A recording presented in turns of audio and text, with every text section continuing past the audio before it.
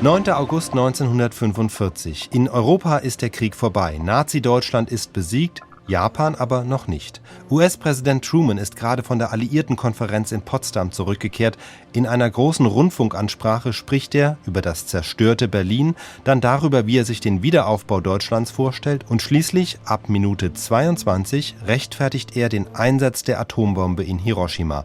Man habe so eine Militärbasis zerstört. Truman deutet auch an, dass weitere Atomschläge folgen werden. Die japanische Zivilbevölkerung sei gut beraten, ihre Industrie- und Militärstädte sofort zu verlassen. Tatsächlich sollte noch am selben Tag dieser Rede die zweite Atombombe auf Nagasaki fallen. Good evening from the White House in Washington. Ladies and gentlemen, the President of the United States. My fellow Americans, I have just returned from Berlin, the city from which the Germans intended to rule the world. It is a ghost city. The buildings are in ruins. Its economy and its people are in ruins. Our party also visited what is left of Frankfurt and Darmstadt. We flew over the remains of Kassel, Magdeburg, and other devastated cities. German women and children and old men were wandering over the highways, returning to bombed-out homes or leaving bombed-out cities, searching for food and shelter. War has indeed come home to Germany and to the German people. It has come home in all the frightfulness with which the German leaders started and waged it. The German people are beginning to atone for the crimes of the gangsters whom they placed in power and whom they wholeheartedly approved and obediently followed. We also saw some of the terrific destruction which the war had brought to the occupied countries of Western Europe and to England. How glad I am to be home again, and how grateful to Almighty God that this land of ours has been spared. We must do all we can to spare her from the ravages of any future breach of the peace. That is why, though the United States wants no territory or profit or selfish advantages out of this war, we're going to maintain the military bases necessary for the complete protection of our interests and of world peace. Bases which our military experts deem to be essential for our protection and which are not now in our possession, we will acquire. We will acquire them by arrangements consistent with the United Nations Charter. No one can foresee what another war would mean to our own cities and our own people. What we are doing to Japan now, even with the new atomic bomb, is only a small fraction of what would happen to the world in a third world war. That is why the United Nations are determined that there shall be no next war. That is why the United Nations are determined to remain united and strong. We can never permit any aggressor in the future to be clever enough to divide us or strong enough to defeat us. That was the guiding spirit in the conference at San Francisco. That was the guiding spirit in the conference of Berlin. That will be the guiding spirit in the peace settlements to come. In the conference of Berlin, it was easy for me to get along in mutual understanding and friendship with Generalissimo Stalin, with Prime Minister Churchill, and later with Prime Minister Attlee.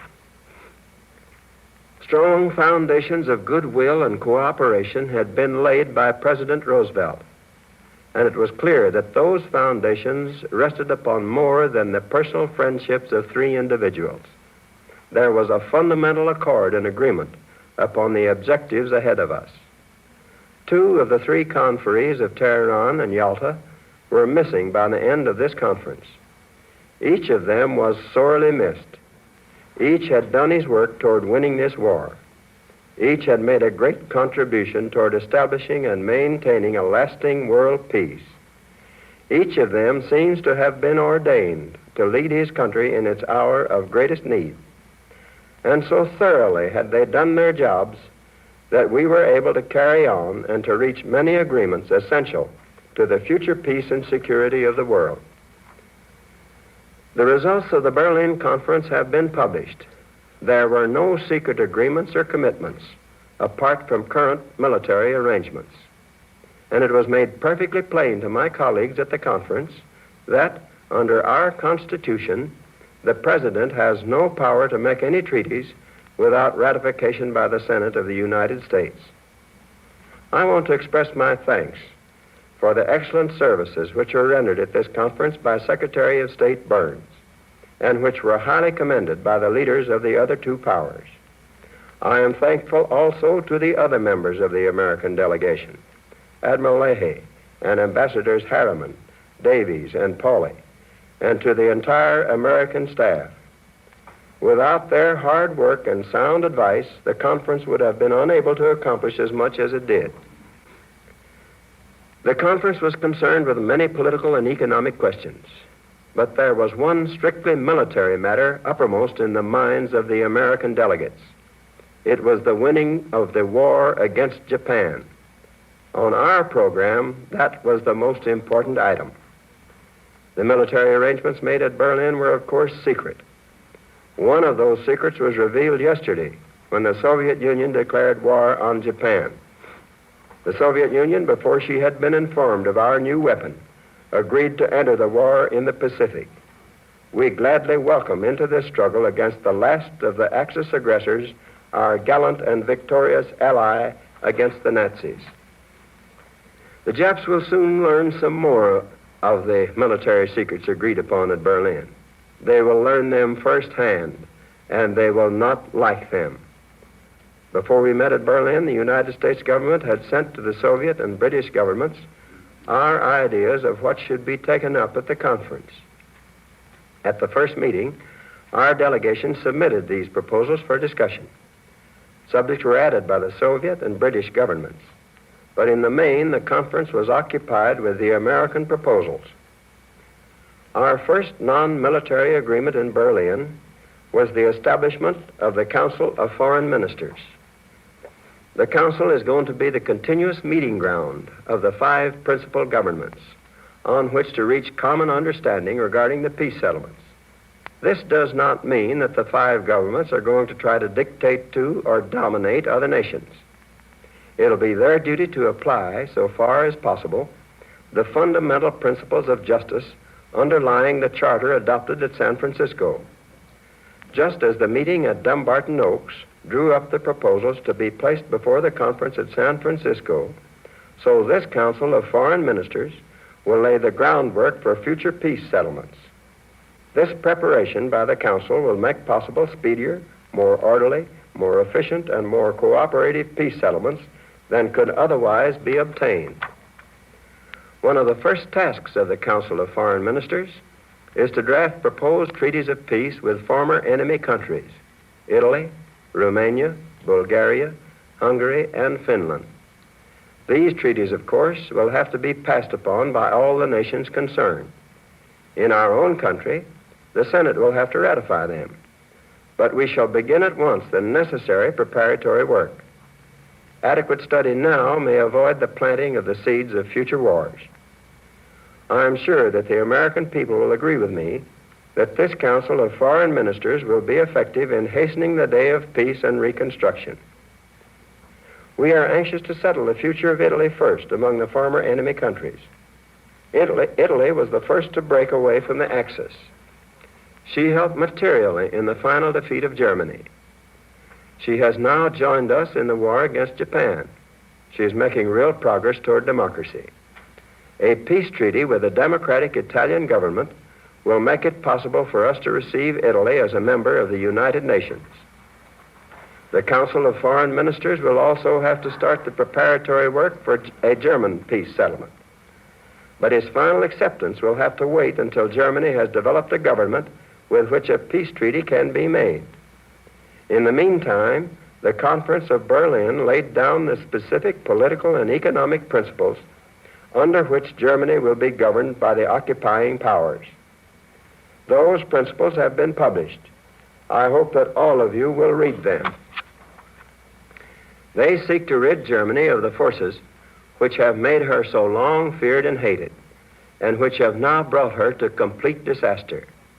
They are intended to eliminate Nazism, armaments, war industries, the German general staff, and all its military tradition. They seek to rebuild democracy by control of German education, by reorganizing local government and the judiciary, by encouraging free speech, free press, freedom of religion, and the right of labor to organize. German industry is to be decentralized in order to do away with concentration of economic power in cartels and monopolies. Chief emphasis is to be on agriculture and peaceful industries. German economic power to make war is to be eliminated. The Germans are not to have a higher standard of living than their former victims, the people of the defeated and occupied countries of Europe.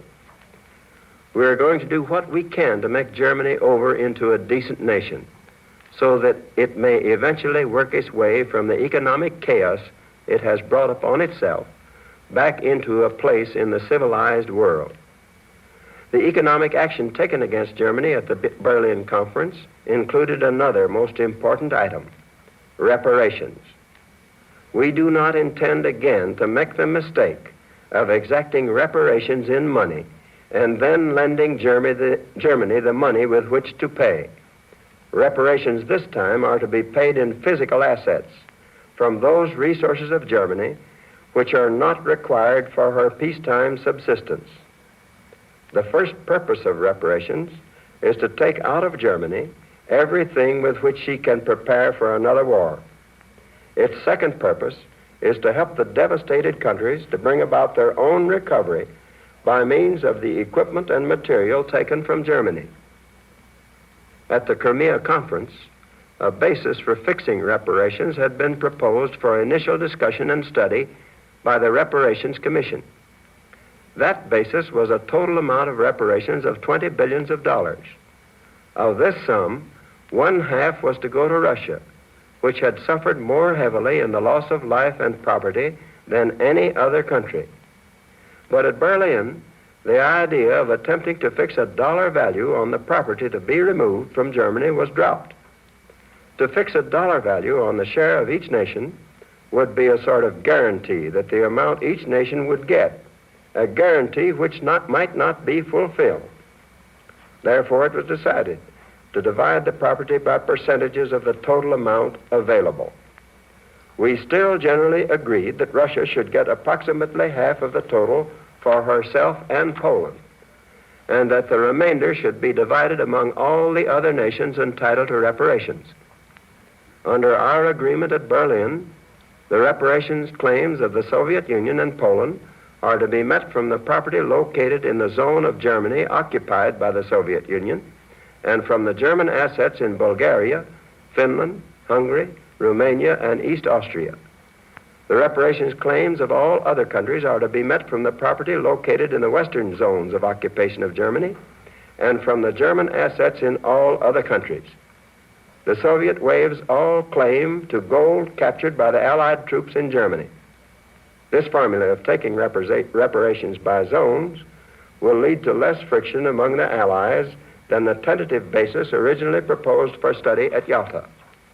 The difficulty with this formula, however, is that the industrial capital equipment not necessary for German peace economy is not evenly divided among the zones of occupation.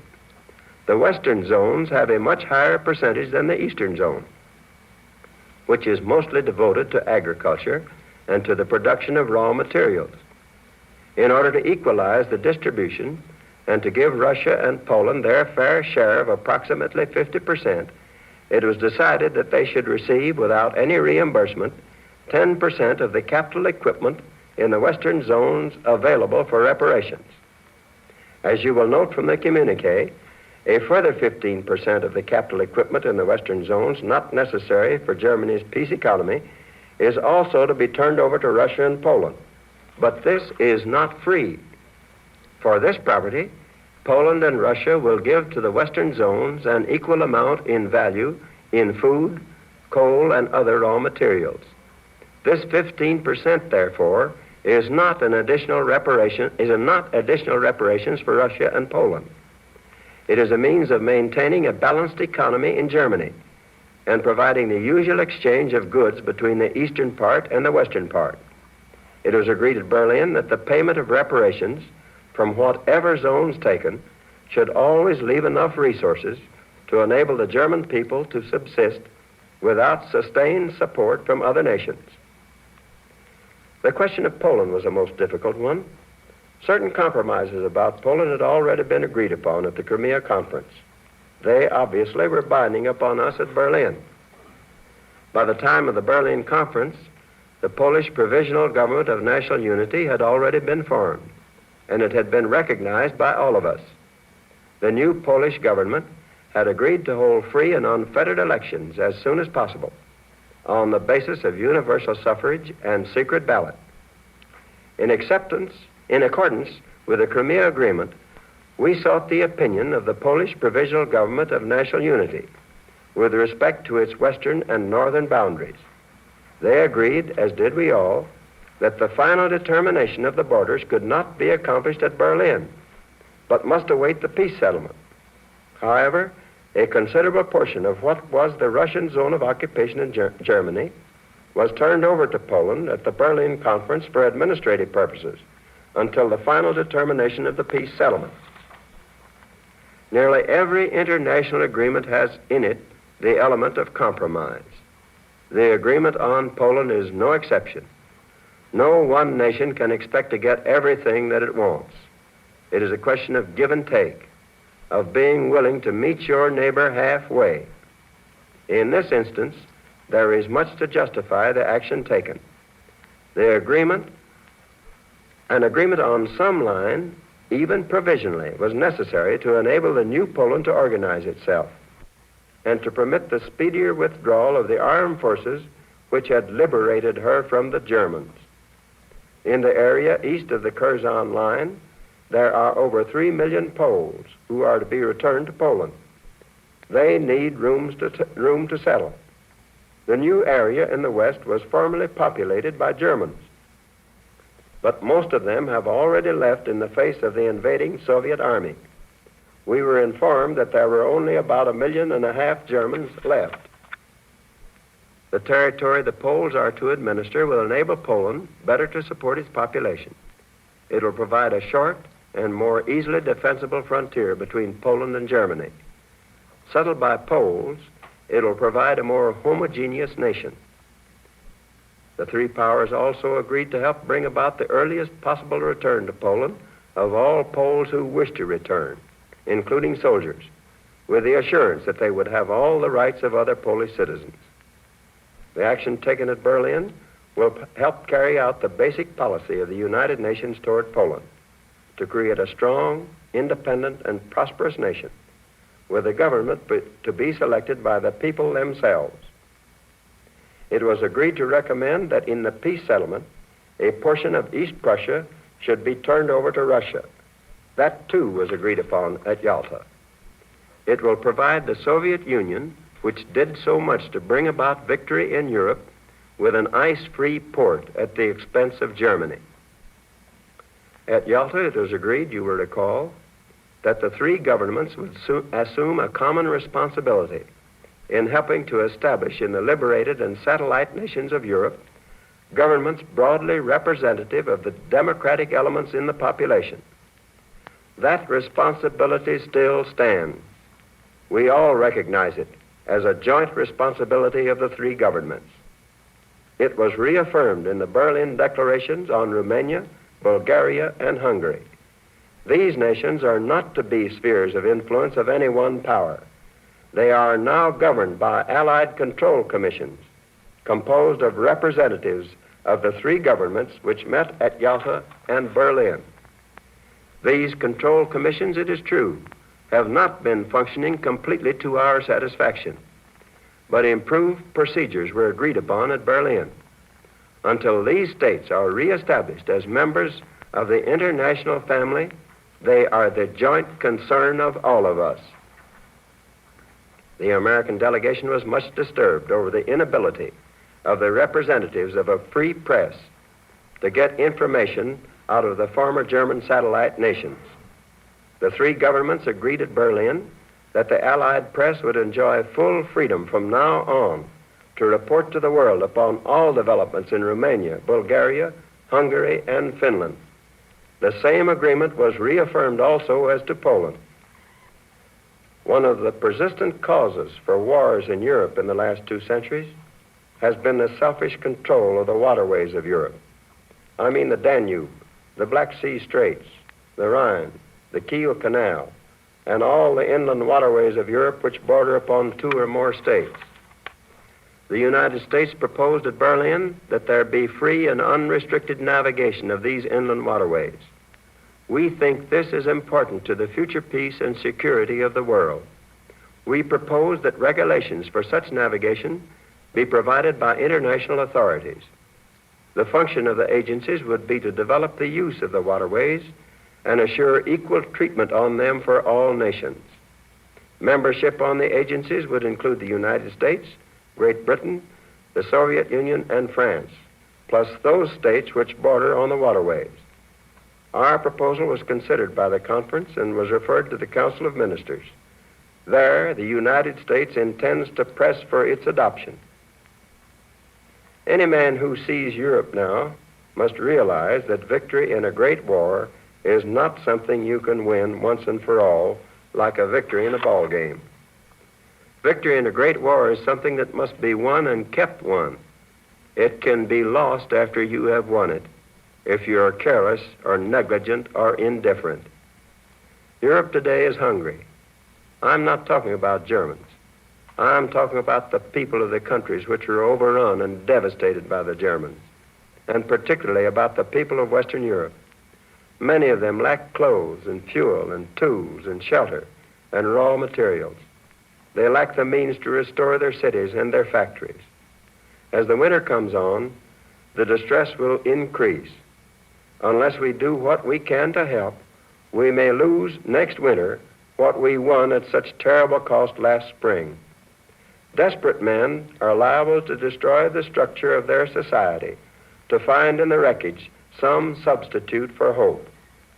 If we let Europe go cold and hungry, we may lose some of the foundations of order on which the hope for world peace must rest.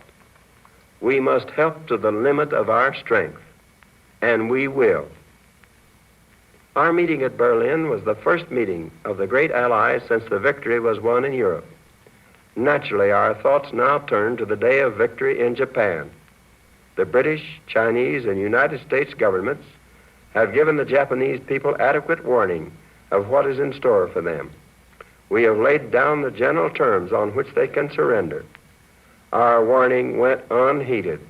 Our terms were rejected. Since then, the Japanese have seen what our atomic bomb can do. They can foresee what it will do in the future. The world will note that the first atomic bomb was dropped on Hiroshima, a military base.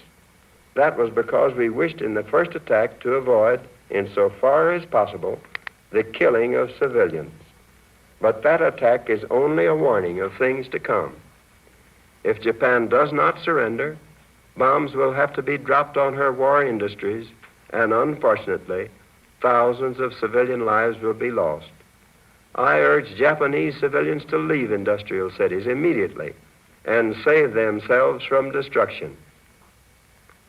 I realize the tragic significance of the atomic bomb. Its production and its use were not lightly undertaken by this government, but we knew that our enemies were on the search for it. We know now how close they were to finding it. And we knew the disaster which would come to this nation and to all peace-loving nations, to all civilization, if they had found it first. That is why we felt compelled to undertake the long and uncertain and costly labor of discovery and production. We won the race of discovery against the Germans. Having found the bomb, we have used it. We have used it against those who attack us without warning at Pearl Harbor, against those who have starved and beaten and executed American prisoners of war, against those who have abandoned all pretense of obeying international laws of warfare. We have used it in order to shorten the agony of war, in order to save the lives of thousands and thousands of young Americans. We shall continue to use it until we completely destroy Japan's power to make war. Only a Japanese surrender will stop us.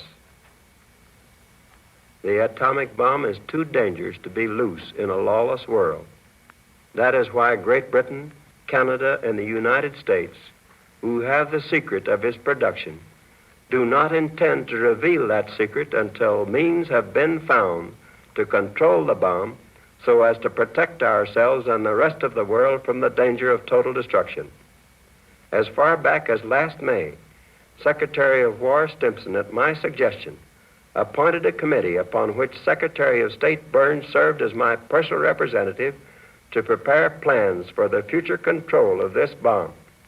I shall ask the Congress to cooperate to the end that its production and use be controlled and that its power be made an overwhelming influence toward world peace. We must constitute ourselves trustees of this new force to prevent its misuse and to turn it into the channels of service to mankind. It is an awful responsibility which has come to us. We thank God that it has come to us instead of to our enemies, and we pray that He may guide us to use it in His ways and for His purposes. Our victory in Europe was more than a victory of arms. It was a victory of one way of life over another. It was a victory of an ideal founded on the rights of the common man, on the dignity of the human being, on the conception of the state as the servant and not the master of its people. A free people showed that it was able to defeat professional soldiers whose only moral arms were obedience and the worship of force. We tell ourselves that we have emerged from this war the most powerful nation in the world, the most powerful nation perhaps in all history. That is true, but not in the sense some of us believe it to be true. The war has shown us that we have tremendous resources to make all the materials for war. It has shown us that we have skillful workers and managers and able generals and a brave people capable of bearing arms. All these things we knew before. The new thing, the thing which we had not known, the thing which we have learned now and should never forget is this, that a society of self-governing men is more powerful, more enduring, more creative than any other kind of society, however disciplined, however centralized. We know now that the basic proposition of the worth and dignity of man is not a sentimental aspiration or a vain hope or a piece of rhetoric. It is the strongest, most creative force now present in this world. Now let us use that force and all our resources and all our skills in the great cause of a just and lasting peace. The three great powers are now more closely than ever bound together in determination to achieve that kind of peace. From Tehran and the Crimea, from San Francisco and Berlin, we shall continue to march together to a lasting peace and a happy world. Ladies and gentlemen, you have just heard the President of the United States. And now, our national anthem.